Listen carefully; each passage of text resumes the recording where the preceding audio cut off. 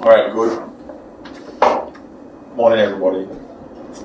So today we're going to discuss, we have the upcoming projects, the upcoming project, Raising Sons Building a Nation. And we just wanted to touch on basically the three components of ideas of boys and men or represent. I really want to touch on that. That's very important. One of our core interventions for ideas for boys and men is the Fatherhood Resource Center.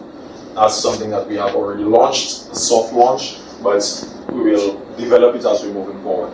And that's catered for fathers and the different faces of a man. Father, a son. The son is Raising Sons Building a Nation, a project. So that one is a service. This one here, the Fatherhood Resource Center is a service. The Raising Sons Building a Nation, that's a project. We're going to maintain that project across time. And the program is the Agents of Change, Agents of Development program. And that program is where we work with Social Development Fund in terms of building capacity for mentorship and stuff of that. But today, we will delve deeper into the Raising Sons and Building a Nation, because we know we have gotten funding from the Canada Fund for Local Initiatives. So we'll discuss this today. We're going to understand in depth what the project is about.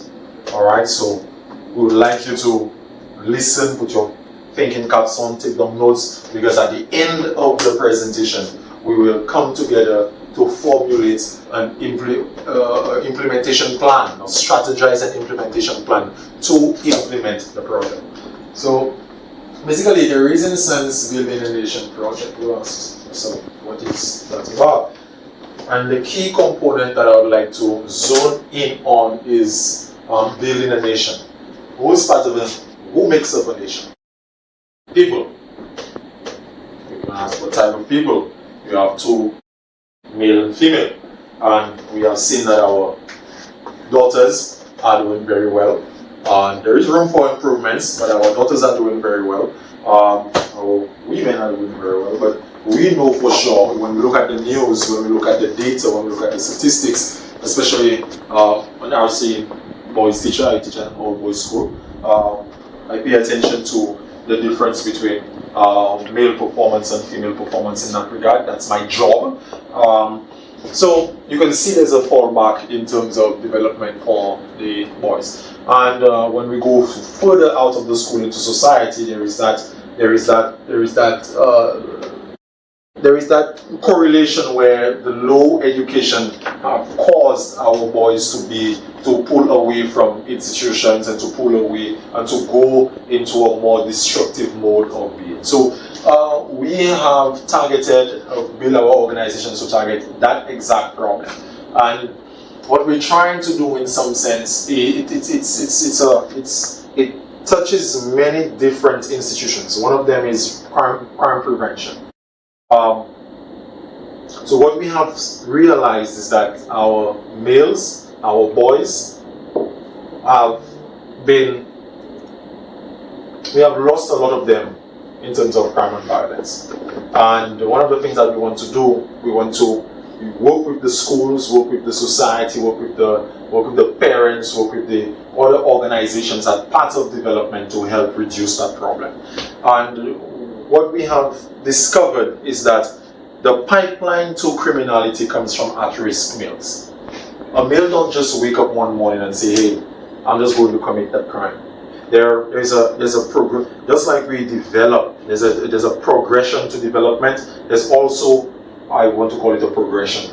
There's, I would say, a destruction to destruction. You digress to destruction. So you can progress forward, but you can digress to destruct. So when a child is moving from growing to be something good, when they destroy, they go through a pattern. And part of that pattern ended up in one of the faces of that pattern is at risk.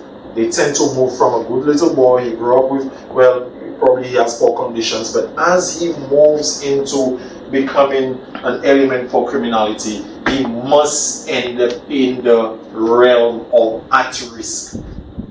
So if we can have a proper definition for at risk, and also this, and what's my phone?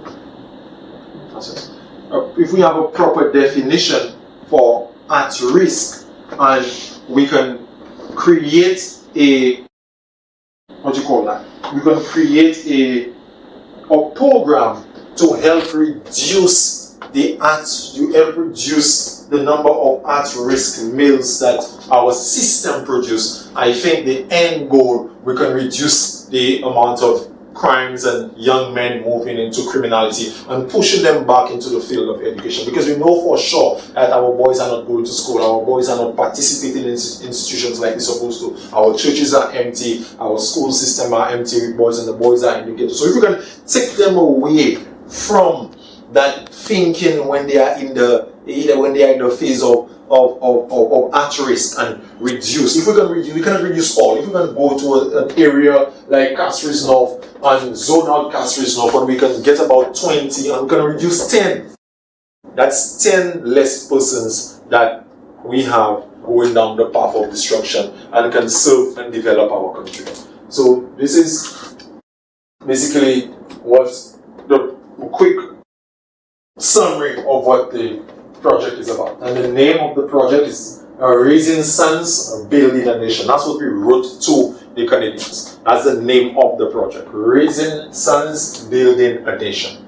That's what the project is about. We are aiming to raise sons to work with at-risk males. And the objective of our meeting today is to introduction of the project and a summary, explain the project activities and group them into phases, provide team roles, and plan for project phases.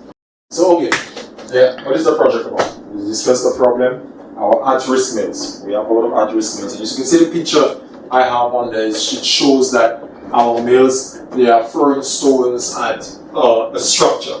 And the structure of knowledge, the structure of faith, the structure of family, and the structure of civilization. And we have to specify what we mean when we say at risk, and we try to reduce males moving into that category of at risk. And one of the most important things for that project I want you to understand is the psychosocial training that we are going to implement to the 80 caregivers. So we are going to train 80 caregivers. We are going to recruit 20 males from the ages of 12 to 16, and we are going to go through the schools, the counselors, they go through the necessary stakeholders, and that the working definition that they already have for at risk, we're going to see it, and we're going to see how we can make it a lot stronger. We're going to adopt the definition of at risk. So we do not just take anybody into the project. We have to know what we mean when we say at risk. One of the key things we can say, if the house doesn't have a father, number one of the things that's at risk. If the child is suspended 4, 5, 6 times at the age of, those are the categories. We have to create a proper definition for at risk. That's part of the project. So one of the most important things I'm thinking of is the psychosocial program that we will develop under that. That is the unique selling point for that project. That's one of the things I'm thinking that will be the best investment. So develop a psychosocial program, because that's one of the things that we have to do, to be able to teach parents, teachers, guardians, coaches, persons that in the community around the males, so that when they implement that mode of interacting with an at-risk, we can see that there will be results. That's one of the key things. So we're trying to help him to put down the stone that he is throwing at the structure that is civilization itself, family, faith, and knowledge. We want him to build it and not destroy it. So one of the things, the project, we are zoned in Castries North, and these are the schools that we're going to work with. I'm thinking of getting 2 at-risk males from each school, from Forestier, Methodist, we have the Leones Comprehensive, because we're moving from 12 to 16. Alright? 12 to 16. So we have a high grade in primary and earlier grades in secondary. We have St. Aloysius RC Boys School, the Tapio, we have the Bocage, we have Bocage Combined. Now, this is District 3. I'm correct, sir? This is District 3. So, we are going to zone in here. That's our area of operation. And within here, we have coaches, football coaches, basketball coaches, cricket coaches that, and when we recruit the boy via the necessary procedures, going through the counselors and stuff like that, we want to make a case assessment, individual case assessment for them. One of the things that we want to do is to put them into programs while we're running that project. They must be in a coaching football program and stuff like that for the intervention for the coach to work as well. So that's one of the things we're looking to do. We're zoning on my aim, and what I'm thinking with that project is that we can just take it and do it in Dennery. Take it and do it not in Dennery, do it in the east, do it in the west, and do it in the south. So we have to document and understand very well what we are approaching. So as Kevin was sharing, the whole idea is that we build that network for the boys, the caregivers, their parents, so that they can provide that support to the boys. What we want, as you mentioned, is to take them away from the crime and violence. So to do that, we were thinking like, how do we get to ensuring that we design a proper project? So this is what we call the theory of change. So it explains the objective of the project. So it says, if we build a network of caregivers for the boys, then we'll contribute to creating an ecosystem that improves their emotional resilience, their well-being, social engagement for boys at risk, at home, at school, and in the community. So we don't just want to focus on the home environment. As Kevin mentioned, the mentorship for the boys is important. If we have boys who are in football groups and clubs, how can we connect the coach into the project so that the coach know what we're doing and the coach can reinforce that? At the community, at the home, and in the school. So we want to engage the school counselors. So we say if we do those two things, then we will contribute towards building that system. And then we assume that, and this thing is all open for your feedback. So we assume a few things. We assume that in the project that we want to do, starting today, parents and guardians will be open to being trained and supporting those boys. I know a lot of programs are having problems getting parents to commit to training, getting parents to commit to mentorship, getting parents to commit. So we have to face the challenge of reality in our communities. Then mentorship. We say mentorship is an evidence-based approach to addressing crime and violence risk factors. As Kevin mentioned, the goal of this project, the most important component is that psychosocial component. So we want to get somebody who is qualified to design a curriculum for us, to design a training for us. So we know when we train the parents, when we train the mentors, when we train the caregivers, those persons receive quality training, they get a good certificate to say, I've been trained in this approach. And that's how we want to go forward with it. We're also assuming that parents and caregivers will be open to being part of a network of mentorship, a network of support. Would people be willing to give up their time to form a group to support each other? We want to test it out, we want to see if that will work. We're also assuming that school authorities and communities see school-based violence and crime and violence as an issue in the education system. Do schools feel like they can really invest in a program like that and they can work with us and partner with us to make it happen? And the last thing is, government of St. Lucia is open to external assistance and support to address school-based violence.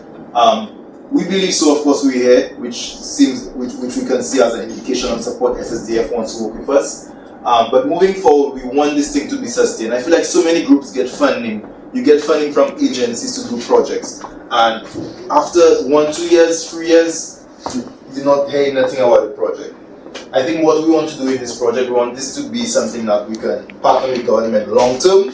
This can be part of the school system, this can be part of our community groups, and it's something that we can continue to develop over the years.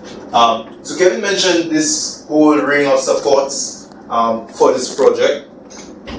Around the at-risk boys, 12 to 18 or 12 to 16, there are several layers. At the community level, we have our community groups we want to partner with. So in the communities that he mentioned, from Bocage, going to Tirche, Latlery, etc., those cash-risk communities, we want to go into those communities and identify which are the groups that can provide the supports to the young men, and pull out the leaders that we think. Of course, we already have a group of mentors who will be at the training, but we want to identify other leaders who understand what we want to do, and if they see those young people in the community, they can be part of saying, all right, I know that boy in that program, what level of support can I give as the pastor in the church to guide that young boy, or to make sure that he understands the expectations of him being part of the program. The police is important. We'll speak about the police camp that's part of this project.